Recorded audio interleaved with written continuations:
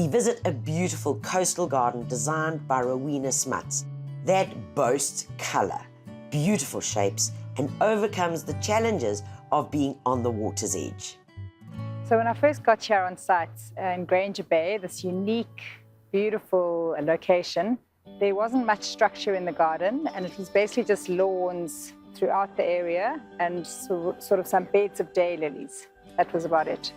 So they brought me in because this is a communal garden. A lot of people use it. It's an area where they wanted to relax. They wanted some beauty all year round. And the other issue was that because we look out onto the sea, they didn't want tall planting, no trees. They needed to be able to see the ocean, and they needed a bit of structure because no garden ever looks beautiful all year. We were at a coastal site, and normally that would be quite restrictive because of the salty sea breezes, glaring hot sun, and very dry, sandy conditions. And this site conforms with some of those. It has got very sandy soils. We've had to put a lot of compost in, but it surprisingly doesn't have that salty sea breeze. And the client was prepared for us to experiment, try a whole lot of things that possibly another landscaper might not have planted at a coastal environment. So I'm actually quite colour obsessed, and I think that one does have to think about colour in a garden before you get started.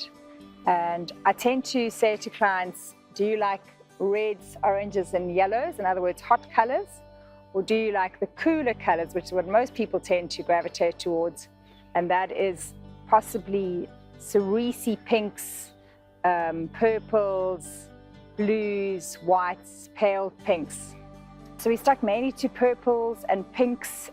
We left white out because white really stands out. And I sometimes think you almost have to do a white garden on its own. That's beautiful at night. And we stuck mainly with perennial plants so that they didn't get too big and we could still see the beautiful sea view most of the year. And then we also needed some structure in between the perennials. So the garden design involved curving parts of lawn so that people could walk barefoot. And then we wanted to have 2 island beds that would provide colour and joy in spring and summer. So that was the brief, mainly a spring and summer garden, which does then mean that you've got an off-season in autumn or winter. And having some structure in the garden helps to compensate when you've got to actually cut plants down to the ground after they're finished flowering. So what I love about this garden is it's got quite a loose planting scheme. It's quite playful. It's not formal and rigid, and I think that makes one want to spend time in it. You want to actually walk barefoot through the garden in the evening.